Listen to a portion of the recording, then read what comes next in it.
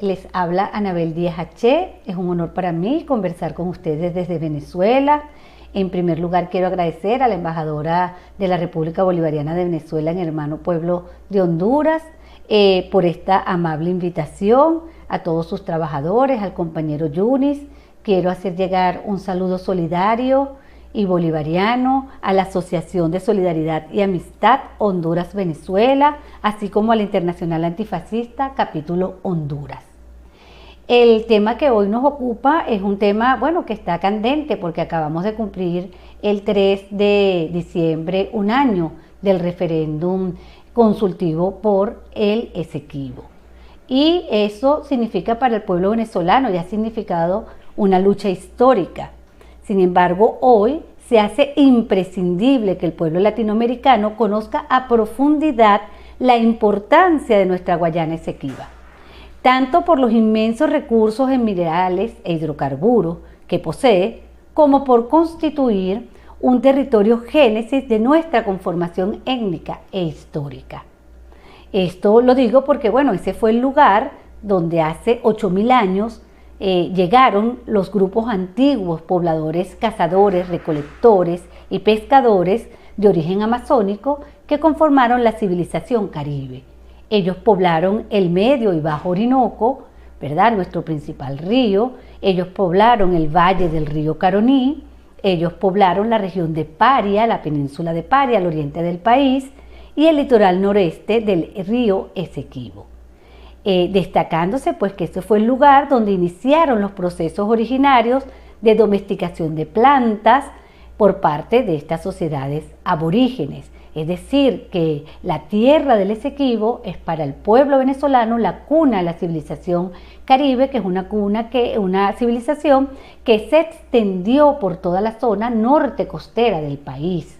Y actualmente se hizo una investigación en el Instituto Venezolano de Investigaciones Científicas, donde se demostró que el ADN mitocondrial de toda esta población de la zona o de la franja norte costera del país, donde está nuestra mayor población, nuestra mayor densidad poblacional, tiene un ADN fundamentalmente caribe. Un 80% en la zona de nuestras costas orientales, un 70-60% en nuestra zona de las costas centrales, hasta llegar a un 60% en la zona de las costas más occidentales.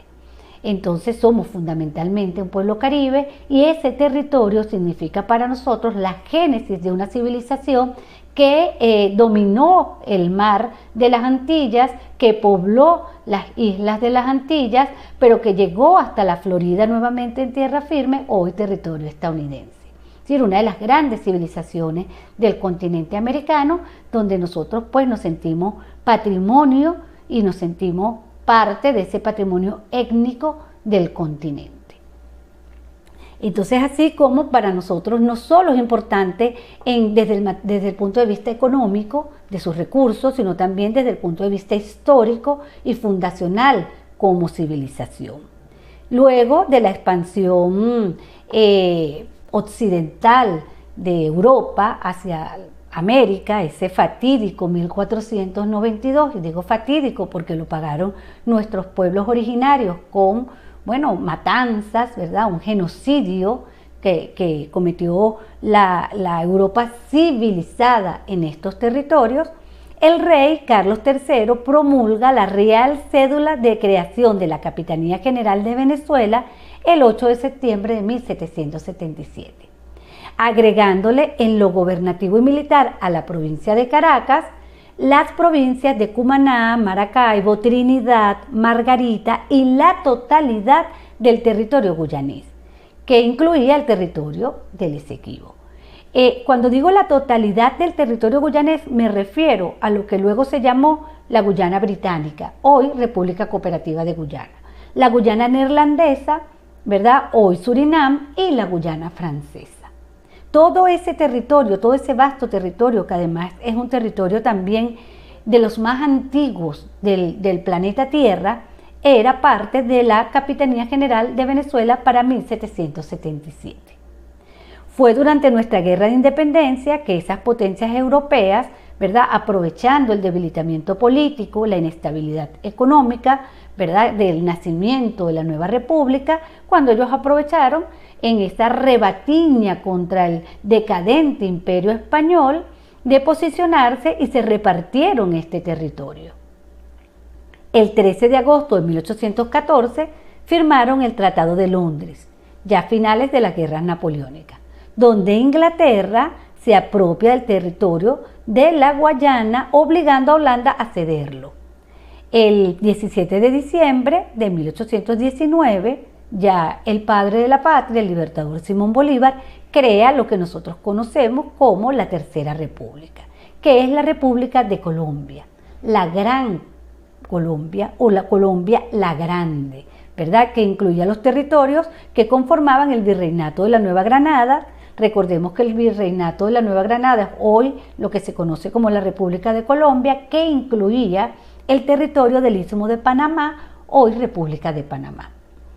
También la Capitanía General de Venezuela, ¿verdad?, y el territorio luego se anexa a esa gran república contrahegemónica que significó la República Colombiana de Bolívar, la provincia de Quito, hoy Ecuador. Todo eso que unía, ¿verdad?, el Caribe venezolano con el Pacífico, incluyendo el Istmo de Panamá. Eso incluía, por supuesto, la totalidad de nuestro territorio Esequibo. Pero ya para 1822 Bolívar se ve obligado a protestar enérgicamente por la presencia de colonos ingleses en territorio venezolano. Para el año 1825, Gran Bretaña reconoce la independencia de la República de Colombia y sin realizar objeción alguna sobre su demarcación territorial. Es decir, en ese momento reconoce que existe una nueva república y que no tiene con ellos ninguna controversia territorial. Con la disolución de la República de Colombia en 1830, después de la muerte del padre libertador, Venezuela ratifica que su territorio será el mismo de la Capitanía General de Venezuela para 1810, y esto lo retomamos en la Constitución de 1999. ¿Por qué para los territorios de 1810? Porque fue en 1810 cuando nosotros declaramos nuestra independencia y iniciamos la lucha por nuestra vida republicana.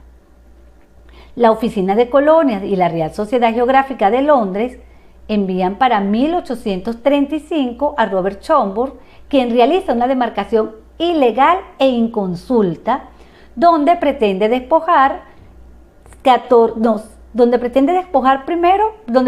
anexar a su territorio colonial 4.920 kilómetros cuadrados, para luego, en 1840, extender la línea y pretender despojarnos de 141.930 kilómetros cuadrados que eran parte del territorio venezolano, o que son parte integral del territorio venezolano.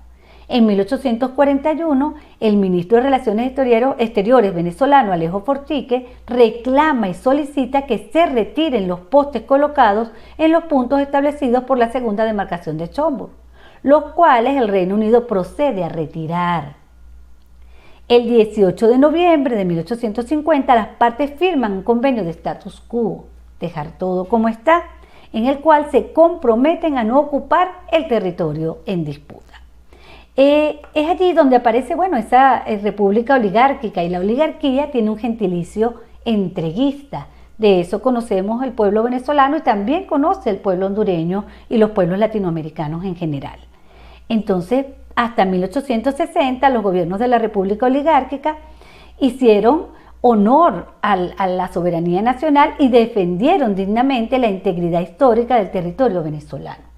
¿Pero qué sucedió en 1861? Bueno, que insurge el general del pueblo soberano, Ezequiel Zamora, en medio de una guerra campesina, ¿verdad?, por el derecho a la tierra y al trabajo, donde proclama la igualdad social como un derecho natural. Los hombres de la oligarquía caraqueña, los latifundistas de los valles de Aragua, aterrorizados por lo que ellos llamaban una funesta proclama, solicitan la intervención de la Gran Bretaña, que obtendría como retribución la incorporación de la región de la Guayana venezolana a su vasto territorio colonial. Sí, fue así como, en plena guerra federal, el expresidente Pedro Gual, junto a un grupo de oligarcas como Nicomedes Zuluaga,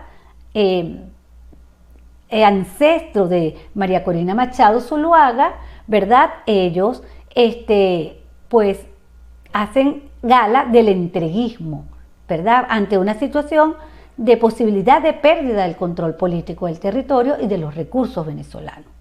Así también Manuel Felipe Tovar, Juan José Mendoza, la familia Mendoza, dueños de la Polar, que han atentado y que han hecho la guerra económica contra la revolución bolivariana, están haciendo tradición y haciendo gala de su tradición histórica. Federico Núñez Aguiar, entre otros, solicitan al Imperio Británico la intervención del territorio venezolano para su pacificación, ofreciendo el territorio de Guayana como pago por la invasión extranjera a la patria. Si eso nos causa un escándalo, imagínense que ya para nuevamente se ha repetido este episodio, en aquel momento como tragedia, hoy como comedia, diría Carlos Marx. ¿Por qué? Bueno, porque la supuesta embajadora del supuesto autoproclamado presidente Juan Guaidó hizo el mismo ofrecimiento a Inglaterra si apoyaba, ¿verdad?, una invasión contra Venezuela para declarar a Guaidó presidente de la República Bolivariana de Venezuela. Imagínense ustedes, por eso nosotros nos hemos visto obligados a legislar, ¿verdad?, ante una oligarquía apátrida, la ley que acaba de promulgar nuestra Asamblea Nacional, la ley Simón Bolívar Libertador, donde, bueno, serán inhabilitados de manera perpetua aquellos que pidan la invasión extranjera a nuestro país. ¿Por qué? Porque no puede ser un apátrida el que ocupe lugares o puestos de mando por el voto popular. Porque no podemos dejar la patria en manos de los apátridas, de los que atentan contra la integridad y la soberanía territorial del pueblo venezolano y de la nación venezolana. Bueno, la integridad territorial es lo que nosotros estamos peleando y lo que hemos mantenido, y es una pelea, como decía, histórica del pueblo venezolano. En 1887 el Imperio Británico publica una nueva línea Schomburg donde pretende 203.310 kilómetros cuadrados dentro del territorio venezolano, intentando despojarnos de territorios ocupados históricamente por población venezolana como Guasipati, un territorio minero rico en oro, Upata, el municipio Upata del estado Bolívar, el Callao, un territorio tradicionalmente venezolano que también tiene extensas minas de oro, Tumeremo, las riberas del río Guri, que el río Guri es el principal afluente de la principal hidroeléctrica del país, que además le da el servicio eléctrico a gran parte del territorio nacional. Imagínense ustedes que todo eso ellos se lo estaban pretendiendo arrebatarnos, ¿no? El entonces presidente Antonio Guzmán Blanco decide romper relaciones con Gran Bretaña y el Congreso de los Estados Unidos aprobó una declaración advirtiendo al gobierno de Londres que no permitiría ningún tipo de ocupación ilegal en el territorio de la Guayana venezolana, aplicando lo que entonces se conocía y que acaba de cumplir 201 años, que es la doctrina Monroe. América para los americanos, entendiendo por americanos los estadounidenses. Y bueno, viéndose entonces el Reino Unido obligado a someterse a un proceso de arbitraje en relación a la usurpación contra Venezuela. Pero como era de esperarse, por supuesto, esta intervención estadounidense fue de poca ayuda para Venezuela. Y el 12 de noviembre de 1896 se firmaron entre los Estados Unidos de Norteamérica e Inglaterra las bases del Tratado de Arbitramiento para establecer las condiciones para decidir aspectos vitales de nuestro territorio. Es así que bajo los intereses de Londres y Washington quedó conformado el Tribunal de Arbitramiento por 5 miembros, 2 ingleses nombrados por el Reino Unido, un ruso que además era llegado a la corte inglesa y Venezuela sin delegación, pues supuestamente estaríamos representados, entre comillas, por 2 estadounidenses. Bajo estas infames condiciones, ¿verdad?, que quedaron plasmadas en el Tratado de Washington, que se firma en 1897, llega a Venezuela al conocido Laudo Arbitral de París en 1899. Un tratado preconcebido por potencias extranjeras. Entiéndase que se firma en París Y estamos hablando de la Guyana Francesa, colonia francesa. Es decir, pues estaban allí todos los interesados, cuidando supuestamente los intereses y velando por la neutralidad.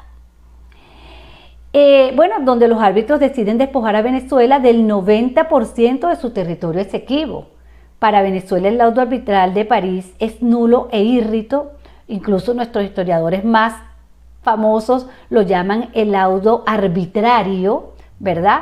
Puesto que fue una decisión impuesta bajo coacción y sin motivación jurídica alguna. La componenda de los árbitros será descubierta muchos años más tarde, porque la verdad siempre sale a flote. La República Bolivariana de Venezuela, miren, es hoy una nación agredida que enfrenta desde el 9 de marzo de 1815, del 2015 el denominado Decreto Obama. Una arremetida imperialista que bajo la lógica neocolonial de la doctrina Monroe pretende retomar el tutelaje sobre nuestros territorios y recursos. ¿Sí? En el decreto Obama que nos llama una amenaza inusual y extraordinaria. Y ya vamos a ver en qué consiste esa amenaza inusual y extraordinaria para la seguridad de los Estados Unidos, que significa la República Bolivariana de Venezuela. Ese es justamente en ese año 2015, ¿verdad? Entonces se aviva la controversia territorial con Guyana a través de la empresa petrolera ExxonMobil, empresa estadounidense, que se encuentra desde el 5 de marzo de ese año realizando operaciones en el bloque Songbird, en las áreas marinas y submarinas no delimitadas de la zona en reclamación. Y el estado del Tamacuro, que es un estado abiertamente venezolano, que no está ni siquiera en reclamación, bajo licencias otorgadas por el gobierno guyanés. Eso es evidentemente una provocación a la guerra entre Venezuela y Guyana. ¿Por qué? Bueno, porque necesitamos que Venezuela debilitarla desde adentro y desde afuera, para poder tutelar sus recursos y territorios. Bueno, 50 años después se devela el fraude, como decíamos, la verdad siempre sale a flote, y es en 1949 cuando la revista académica de American Journal of International Law se publica un memorándum de Severo Mallet-Prevost, abogado estadounidense que representó a Venezuela en el Tribunal Arbitral de París, donde dejó constancia post-mortem. Él dijo que era muy importante que eso se publicara después de su muerte, ¿verdad? Algo temía este abogado de las negociaciones ocurridas tras bastidores entre los árbitros del laudo de 1899, a través del cual el Reino Unido, en contubernio con los Estados Unidos, pretendió despojar a Venezuela del territorio de la Guayana Esequiba. Pero bueno, Venezuela inicia una contraofensiva diplomática. Transcurrido 13 años de la publicación del memorando de Severo Mallet-Prevost, la República inicia la discusión en los organismos internacionales sobre los legítimos derechos de Venezuela en el territorio esequibo. El canciller Marco Falcón Briceño denuncia ante la 18ª Asamblea General de la Organización de Naciones Unidas la nulidad del laudo arbitral de París de 1899. Y allí nace el Acuerdo de Ginebra. El 17 de febrero de 1966 se firma el Acuerdo de Ginebra, donde Venezuela, haciendo uso de las leyes internacionales, obliga a una potencia como el Reino Unido y a la entonces colonia británica de Guyana a reconocer la controversia territorial.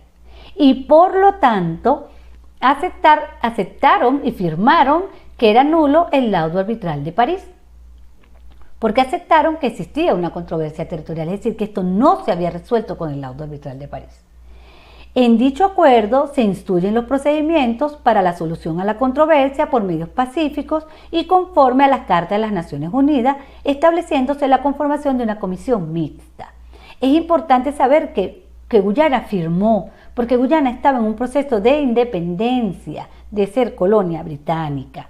Y Guyana, en 1966, aceptando la nulidad del laudo de París, aceptó la conformación y formó parte de esa comisión mixta.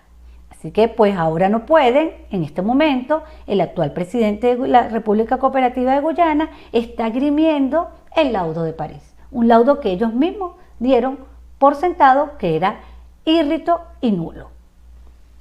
Entonces así llegamos al Protocolo de España. El Protocolo de Puerto España en el año 1970 fue la comisión mixta que se reunió en Puerto España, en Trinidad y Tobago, donde hace entrega de un primer informe declarando que no se alcanzaron acuerdos entre las partes. El gobierno social cristiano de Rafael Caldera, un oligarca, ¿verdad?, un representante de la oligarquía, bueno, él decide el congelamiento de las negociaciones por 12 años.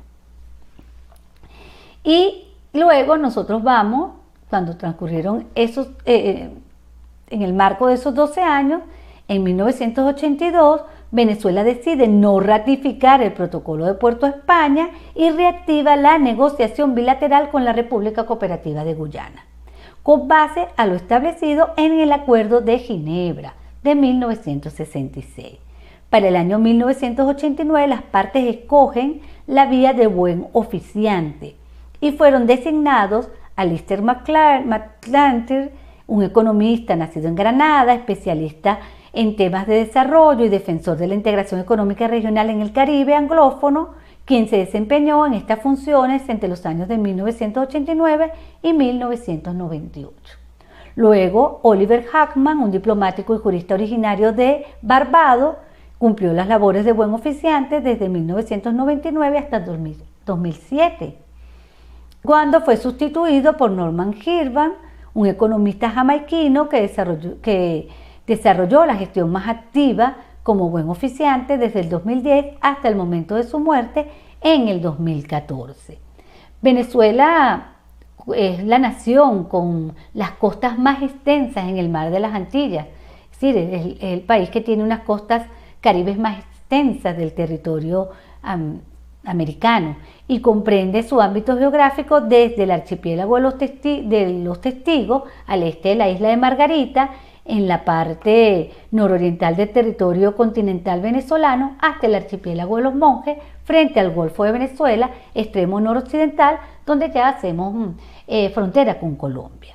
El valor estratégico de esta posición geográfica nos ubica como la nación caribeña con la fachada atlántica más amplia, ¿verdad? Porque a su vez enlaza la salida fluvial de la reserva de hidrocarburos más grande del mundo, como lo es la faja petrolífera del Orinoco, que tiene su desembocadura en el delta del Orinoco, en el Océano Atlántico.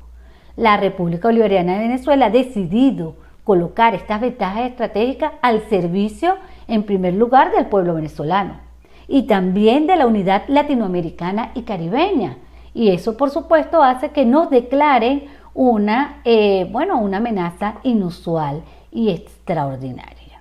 Eso es parte de lo que nos posiciona ya para 2015 como una amenaza inusual y extraordinaria. El comandante Hugo Chávez, por supuesto, haciendo gala de su bolivarianismo, busca la vía bolivariana para la resolución de los conflictos.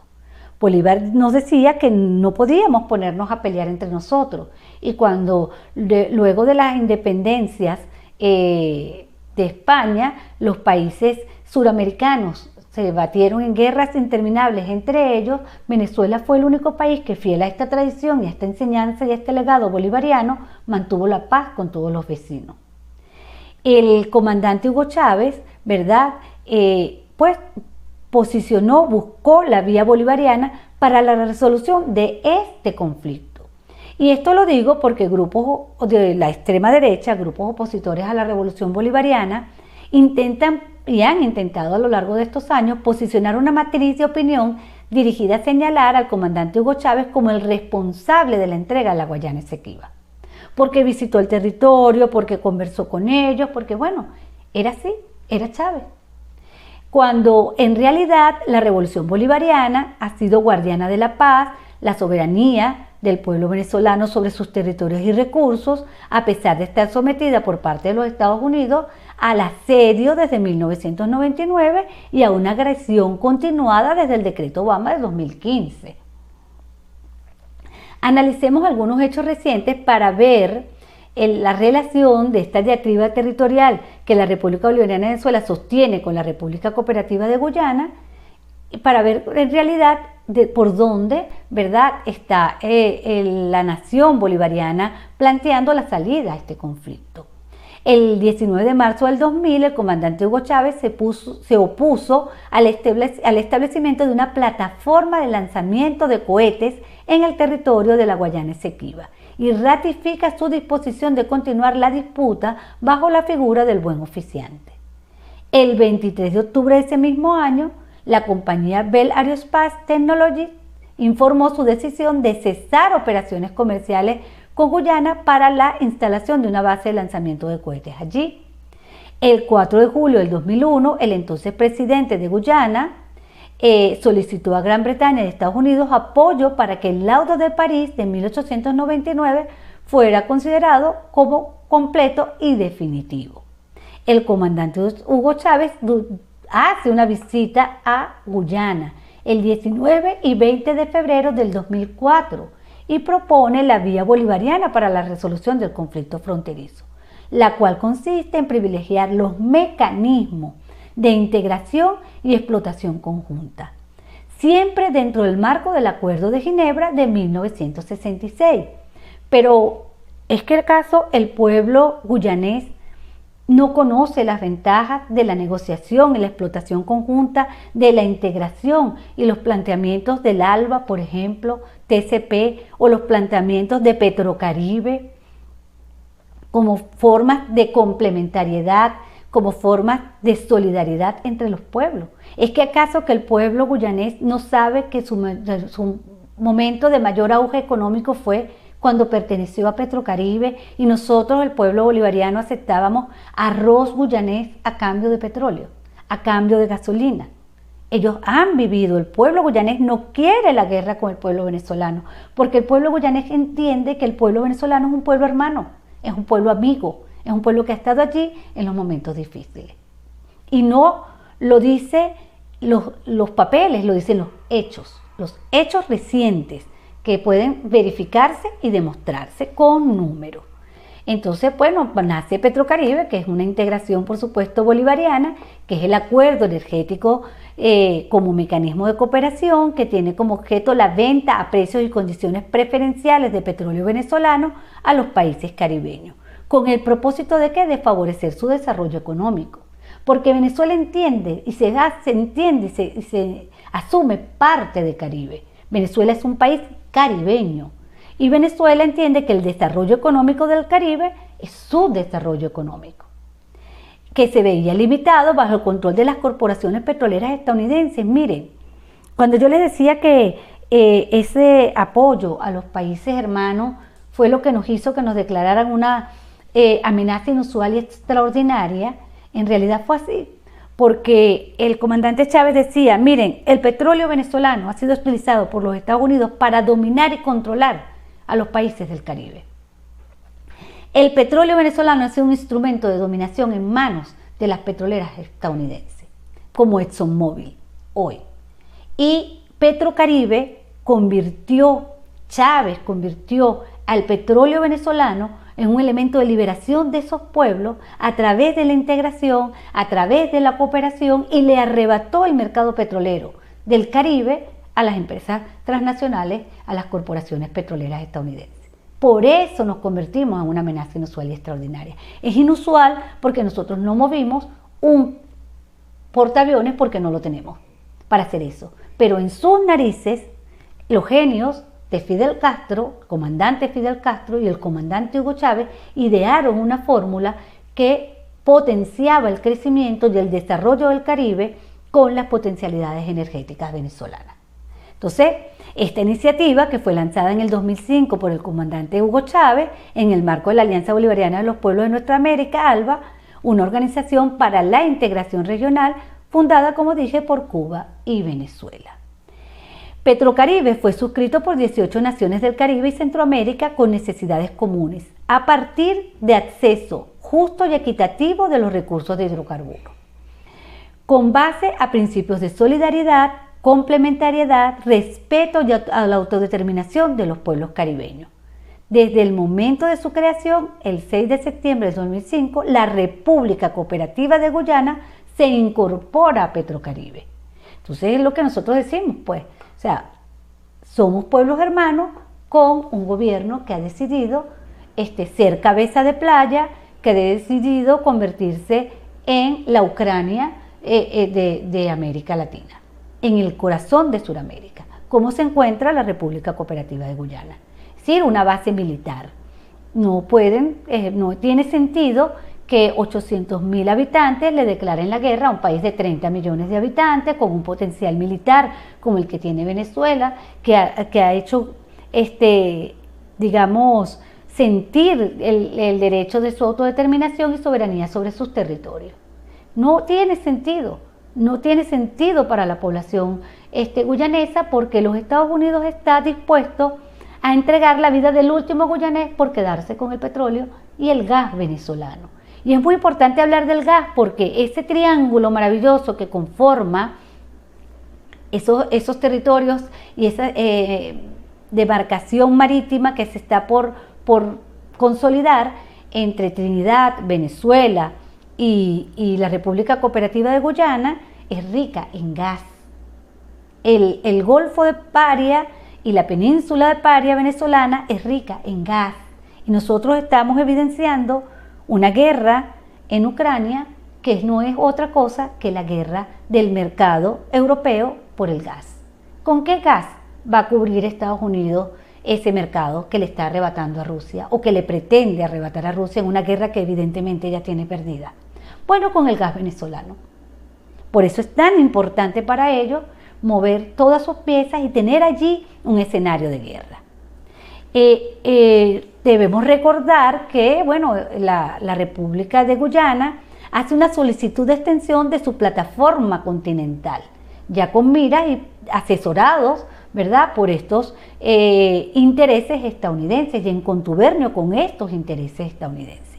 Pese a los esfuerzos de la República Bolivariana de Venezuela por la búsqueda de la integración y el desarrollo económico conjunto, la República Cooperativa de Guyana acudió en los años 2009 y 2010, cuando se estaba incorporando a Petrocaribe, ¿verdad? Ya estaba incorporado a Petrocaribe desde 2005, ante la Comisión de Extensión de Plataforma Continental de la ONU, para solicitar la extensión de su jurisdicción más hasta 350 metros sobre el nivel del mar, petición a la que Venezuela se opuso en ambas oportunidades, y la ONU rechazó estas solicitudes por ser violatoria de los acuerdos de Ginebra de 1966, suscrito entre ambas naciones, que además cabe decir es el único acuerdo vigente. Ellos hacen nuevamente un llamado incoherente a un laudo que ya las Naciones Unidas dio por írrito e nulo. Entonces, bueno, ahí nosotros hemos tenido la paciencia y estamos dispuestos a tener la paciencia. Nosotros no queremos ir a la guerra, ellos nos quieren imponer una guerra en territorio venezolano para seguir debilitando a la revolución. Pues nosotros no estamos dispuestos a pisar ese peine, ¿no? Eso es importante decirlo. El presidente de la República Bolivariana de Venezuela, Nicolás Maduro, realiza una visita oficial a Guyana el 3 de septiembre del 2013, durante la cual reitera que la controversia territorial es una herencia del viejo colonialismo. El 10 de octubre del mismo año, la Armada venezolana intercepta un buque de investigaciones oceanográficas cuando incursiona en aguas jurisdiccionales de Venezuela. ¿Por qué no estamos dispuestos? Nosotros no estamos en unas condiciones donde podamos ceder soberanía. Eso no es parte del gentilicio venezolano, ¿verdad? Nosotros estamos siendo una nación coaccionada, una nación sancionada por medidas coercitivas unilaterales que debemos protegernos. Por eso yo siempre digo que el Esequibo lo debemos resolver, y en eso lo tiene muy claro el presidente Maduro, garantizando la paz y la soberanía. La soberanía, solo la soberanía integral sobre nuestro territorio, completa sobre nuestro territorio, nos va a traer la paz. Y solo la paz nos va a garantizar la soberanía. Eso es un mantra para nosotros, del cual nosotros no debemos dejar, como pueblo bolivariano, chavista, sacarnos, bajo ninguna provocación de ninguno de las potencias que hoy intentan arrebatarnos nuestros recursos. En el año 2014, Guyana autoriza a un buque protector para realizar estudios geológicos en el bloque de Marara para la empresa canadiense CGX Energy, violando nuevamente el Acuerdo de Ginebra de 1966. Durante el año 2015, cuando los Estados Unidos decreta que la República Bolivariana de Venezuela constituye una amenaza inusual extraordinaria para su seguridad nacional, Guyana otorga concesiones a la ExxonMobil para que inicie actividades en el bloque Shushufindi. Venezuela, por su parte, exige la paralización de sus operaciones y advierte sobre toda ilegalidad de estas por tratarse de una zona marítima no delimitada. Pero Venezuela ha sabido muy bien preservar la paz. ¿Cómo? Preparándose para la guerra. Nosotros siempre lo hemos dicho, somos una nación pacífica, entendemos que la soberanía depende de la paz y la paz depende de la soberanía, que nosotros debemos ejercer sobre nuestros territorios, pero eso se defiende también preparándonos para la guerra. Es así, por eso que el presidente Nicolás Maduro ha dictado una serie de medidas en resguardo de la soberanía territorial sobre nuestra Guayana Esequiba. En el año 2016 decretó la creación de la Zona Operativa de Defensa Integral Marítima e Insular. El 7 de enero del 2021 crea la Zona Estratégica de Desarrollo Nacional denominada Territorio para el Desarrollo de la Fachada Atlántica, con el fin de brindar protección adecuada y salvaguardar los derechos de la República Bolivariana de Venezuela en los espacios bajo su soberanía y jurisdicción. Si nosotros no hemos jugado al descuido, a creer, nosotros sabemos que no se puede creer en la palabra y que además estamos en la mira de las apetencias imperialistas. Bueno, es así como llegamos entonces a lo que estamos celebrando un año de su cumplimiento, que es la consulta popular por la soberanía territorial, cuando el 4 de octubre, el presidente constitucional, el 4 de octubre del año pasado, 2023, el presidente constitucional de Venezuela, Nicolás Maduro, llamó a referéndum consultivo por la Guayana Esequiba. Durante una reunión del alto mando político y militar ampliado de la revolución, señalando que la iniciativa responde a la agresión del gobierno de Guyana. La consulta popular estuvo prevista o está prevista en el artículo 71 de la Constitución de la República Bolivariana de Venezuela, en la cual se establece que cualquier materia especial de especial trascendencia podrá ser sometida a referéndum consultivo por iniciativa del presidente o presidenta de la República, o por acuerdo aprobado por la Asamblea Nacional. La preservación del territorio constituye una materia de especial trascendencia para la República. Aún más en nuestra condición de asedio, como decía, y también de agresión por parte de una potencia militar que pretende retomar su liderazgo continental de cualquier forma posible. Nosotros estamos evidenciando al día de hoy, bueno, cómo el Comando Sur avanza por el eje andino de América del Sur, cómo el Comando Sur se posiciona en territorios estratégicos argentinos. Entonces nosotros somos un continente asediado, ya no es solamente la República Bolivariana de Venezuela la que está asediada, es el continente asediado porque son unos pueblos que están dispuestos a defender y a luchar por su soberanía plena sobre sus territorios y recursos.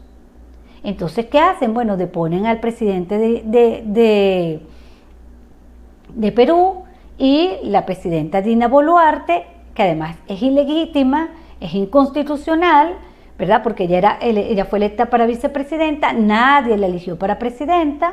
Bueno, ella está allí ocupando de manera ilegítima un cargo que no le corresponde, y ha permitido la presencia de militares y del Comando Sur en territorio peruano. Pero asimismo Noboa, ¿verdad?, el ultraderechista presidente de Ecuador, está tratando y peleando una reforma en la Constitución para permitir nuevamente el establecimiento de bases militares estadounidenses en territorio ecuatoriano. De Colombia, ¿qué podemos decir? Colombia es un país ocupado militarmente, que es un pueblo que ha tenido la valentía de elegir un gobierno soberano en medio de una ocupación militar. Un pueblo que ha atravesado pues todos los desmanes de la guerra, de los cuales nosotros hemos aprendido la importancia de mantener la paz. Porque es un consenso venezolano, es un consenso de la población venezolana que nosotros vamos a lograr defender todo, y hemos logrado todos los avances políticos, sociales, económicos de nuestra patria en paz. Ese es parte del legado del comandante Chávez. Y no solamente la paz de Venezuela, la paz de Colombia, y también el hecho de que la CELAC haya declarado a América Latina como un territorio de paz, ¿verdad? Un territorio libre de guerra. Bueno, Esa preservación de territorio pues constituye, como decía, una materia de especial trascendencia para la República. Y las 5 preguntas que se hicieron en el referéndum consultivo estuvieron dirigidas a la definición de acciones en defensa de la Guayana Esequiba, puesto que no existía en duda que ese territorio pertenece a Venezuela por tradición, por historia, por derecho, y así lo tenemos nosotros demostrado a través de las pruebas documentales que nuestro gobierno ha esgrimido en todas las instancias requeridas. Cuando Guyana va a armar una pataleta, no tiene un papel que mostrar, un documento, y Venezuela tiene legados documentales desde 1777, cuando se conforma la Capitanía General de Venezuela.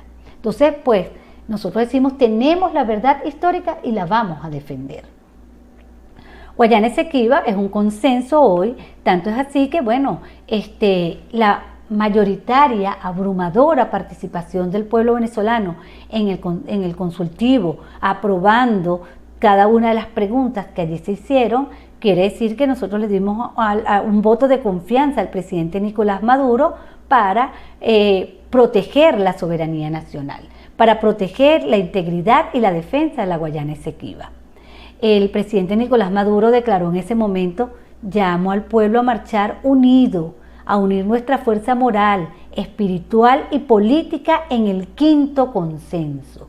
Venezuela debe recuperar sus derechos históricos y jurídicos, territoriales y marítimos sobre la Guayana Esequiba y toda su proyección atlántica. Este 5º consenso se suma a los grandes 4 consensos que ya el gobierno bolivariano viene proponiendo desde agosto a la población venezolana, digo desde agosto del año 2023, siendo el primero continuar por la senda de la recuperación y el crecimiento económico. El presidente Nicolás Maduro el lunes pasado acaba de decir que llevamos 14 trimestres de crecimiento económico en Venezuela. El segundo es el rechazo a las sanciones, que no es otra cosa que un bloqueo y una persecución financiera y económica para limitar la libertad de comercio del pueblo venezolano, que pesan sobre nuestro país. Y el tercero, la preservación de la paz. Entonces, como cuarto, la necesidad de rescatar el estado de bienestar social. Entonces sabemos que queremos encaminarnos a la prosperidad, y para encaminarnos a la prosperidad debemos mantener la paz, porque solo así vamos a rescatar eso que ha roto o intentado romper ese vínculo Estado-pueblo, que ha intentado romper el bloqueo, que es el estado de bienestar social, ¿verdad? La protección social, y parte del 70% ya se hacía una reforma que introduce en este momento, el día de ayer en la Asamblea Nacional, la vicepresidenta Delcy Rodríguez, para que el 70% del presupuesto nacional vaya a manos del pueblo organizado en comunas y consejos comunales. Es decir, todo el poder para el pueblo. Frente a la guerra imperial, la paz es nuestra estrategia. El mundo está en guerra y Venezuela tiene un papel que jugar, un papel fundamental. La Segunda Guerra Mundial se hizo con el petróleo venezolano y ellos pretenden seguir manteniendo la guerra en Ucrania y la guerra por el mercado de gas en Europa contra Rusia con el gas venezolano. Es así, hay que decirlo con todas sus letras, con todas sus palabras, claramente, ¿verdad? Porque la mediática logra confundirnos, la mediática nos aturde, la mediática con sus fake news, con sus noticias falsas, nos engañan y logran engañar a la opinión pública internacional. Pero el pueblo venezolano está claro y lo ha demostrado en el referéndum del 3 de diciembre del año pasado y lo ha demostrado en las elecciones del 28 de julio de este año. Es decir, estamos claros de dónde venimos hace 8.000 años y para dónde vamos. Estamos claros en eso porque tenemos un horizonte histórico trazado por la Revolución Bolivariana. Esta actual coyuntura es sin duda alguna una de las más difíciles que ha atravesado la revolución. A medida que avanza la crisis de hegemonía de los Estados Unidos, las potencias emergentes desplazan las tradicionales liderazgos en zonas estratégicas como Medio Oriente, que debemos los pueblos latinoamericanos vernos en la condición en la que están los pueblos del Medio Oriente, están siendo exterminados porque no pudieron mantener su unidad. Y es un alto precio el que estamos pagando, porque el precio lo paga la humanidad, porque la muerte de cada humano, sea musulmán, sea cristiano, sea palestino, sea de donde sea, nos disminuye a todos los humanos. Estamos en la lucha por la humanidad. Y bueno, se complican los escenarios en conflicto por materias primas, como Siria, ¿verdad?, que acaba de sufrir ahorita una arremetida terrorista, siguen sacando el petróleo sirio de allí, con eso han mantenido el equilibrio en el mercado petrolero, extra OPEP, el escenario del conflicto en Ucrania, ¿verdad?, que mientras mueren ucranianos, pues ellos tienen ingentes ganancias. Se reduce la capacidad de maniobra del bloque hegemónico, entonces pues ellos tratan de retomar su liderazgo en el continente y por eso viene Trump. Trump viene actualmente a este segundo mandato a retomar un liderazgo continental que perdieron, pero después de 18 años, pues fracasó Chávez, Kirchner, Lula, que hoy está titubeante, pero que se ha visto ante los acontecimientos cuando Atilio Borón dice el veto de Lula a Venezuela, a los BRICS, es un veto suicida. Bueno, lo acaba de demostrar el intento de golpe de Bolsonaro que están develando. Lo acaba de demostrar eso. Es así. O sea, no podemos darnos un tiro en el pie. La unidad, solo la unidad va a preservar la paz, la vida de nuestros pueblos y la prosperidad. Entonces, bueno, nosotros estamos allí, los Estados Unidos necesita a través de cualquier medio retomar ese liderazgo continental, reponer su área de libre comercio, hacer de América Latina su área de influencia, retomar el lugar que tenía en el mundo como primera potencia hegemónica. Pues ya eso no es posible porque los países del BRIC han avanzado, China es el segundo socio estratégico de la región latinoamericana, la globalización financiera neoliberal ha permitido una concentración sin precedentes de riqueza y poder, pero esto ha profundizado las asimetrías norte-sur. Y los pueblos del sur estamos claras. Esas contradicciones, esas asimetrías, ¿verdad?, porque el norte vivía del sur, el norte despojaba al sur de todas sus riquezas y por eso Bill Clinton entrega un país con superávit cuando nosotros estábamos sumidos en las niveles más altos de pobreza, que las llamaban pobreza alarmante, donde sucumbíamos ante las deudas externas. ¿Qué han hecho los gobiernos de derecha que han llegado al continente en ese reposicionamiento de la derecha continental? Bueno, ahí está Argentina, veamos el caso argentino. FMI vuelven a endeudarse sobre deuda con intereses impagables, porque ¿de qué vive los Estados Unidos sino de la deuda americana, latinoamericana? Entonces, pues allí estamos nosotros luchando y el pueblo argentino luchando para salir de esas élites entreguistas alineadas a los intereses estadounidenses. Pero el imperialismo avanza tanto que ha logrado caotizar Haití, que es una cabeza de playa para caotizar todo el Caribe, y ahí estamos en riesgo, pues todos y cada uno de los pueblos centroamericanos y latinoamericanos, también de los pueblos caribeños, que son pequeños países insulares. Todos estos primeros ministros y presidentes, jefes de Estado, que estuvieron en la última Asamblea General de la ONU, todos hicieron un llamado a los Estados Unidos para que pare el tráfico ilegal de armas hacia sus territorios, que están cayendo en manos de los grupos delincuenciales. ¿Para qué? Para originar la caotización del Caribe. Esa es su propuesta. Si nosotros queremos saber cuál es la propuesta de los Estados Unidos para América Latina, la guerra, porque solo la guerra va a hacer que se recupere la economía estadounidense, que acaba de llegar ahorita a un nuevo techo en su deuda. Solo eso, pues, no hay otra manera. Entonces nosotros estamos en una lucha por la vida de nuestros países, y eso que ellos pretenden, que bueno, que el territorio de Guyana sea la manzana de la discordia, que las ambiciones del gobierno guyanés por enriquecerse con unos recursos ingentes que ellos ni siquiera saben manejar, ¿verdad?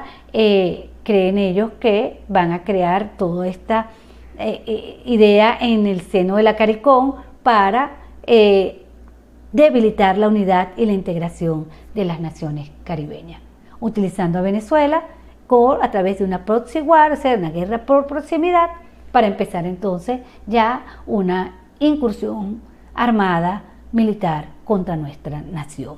Ese es el escenario que está allí.